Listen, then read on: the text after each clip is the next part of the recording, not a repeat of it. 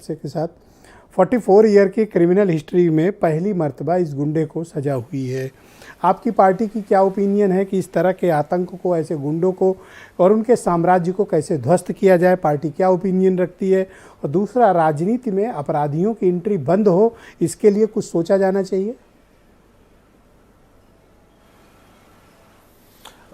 देखिए ब्रजेश जी, मैं बड़े साफ मन से ये कह सकता हूं कि जब इस तरीके के अपराधियों के खिलाफ माननीय न्यायालय कोई सजा सुनाता है तो बहुत से लोगों को और उम्मीद जगती है कि हमें भी न्याय मिलेगा।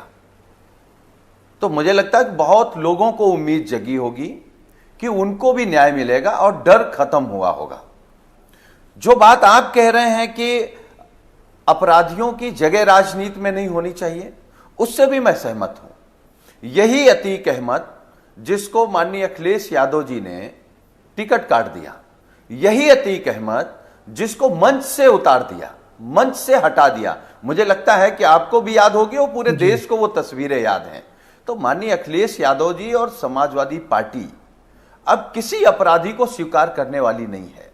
मैं भी सुन रहा था भारतीय जनता पार्टी को, वो कह रहे थे कि 40 साल 44 साल में उनको कई शेर भी याद आए। क्या ये याद नहीं आया कि इन 40 सालों में उत्तर प्रदेश में बीजेपी की सरकार कितनी बार बनी? स्वर्गीय कल्याण सिंह जी किस पार्टी के मुख्यमंत्री थे? गुप्ता जी किस पार्टी के मुख्यमंत्री थे?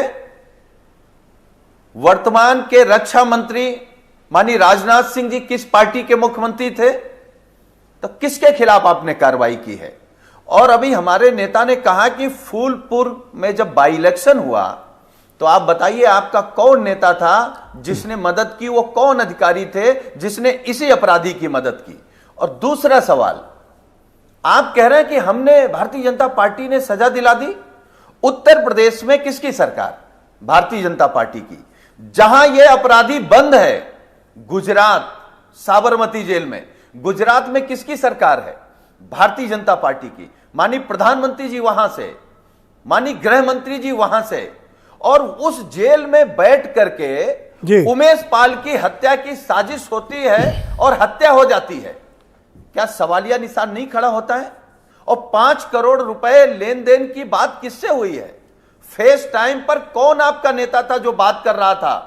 और फिर मैं कह रहा हूं, जो ब्रजेश जी ने सवाल खड़ा किया कि भाई इतने दिन हो गए शूट आउट के, 24 फरवरी की घटना, आप किसको पकड़ पाए? अच्छा, फेस टाइम वाले नेता का पता चला क्या कि 30 बार फेस टाइम पर अतीक किससे बात करता था?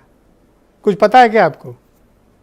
नहीं, हम तो जानना चाहते हैं ना सरकार से। मैं भी जानना चाहता हूं, आज तक पता नहीं चला। लेकिन हम सरकार, इसका तो मतलब विपक्ष वाला तो नहीं होगा, वरना अब तक तो नाम आ ही गया होगा। पुलिस अधिकारियों को तो पता होगा। नहीं, अब तक तो वो जेल चला गया होता। और हम चाहते हैं वो भी जाना चाहिए था अगर कोई बात करता अपराधी से। लेकिन अगर सरकार में कोई बात कर रहा था तो उसे भी तो जेल जाना चाहिए। मिट्टी में आप केवल अपराधी को मिलाएंगे। एक और सवाल है मेरा, क्योंकि भारतीय जनता पार्टी के नेताओं के जितने हम बयान सुनते हैं वो कहते हैं सारे अपराधियों को हम मिट्टी में मिला देंगे।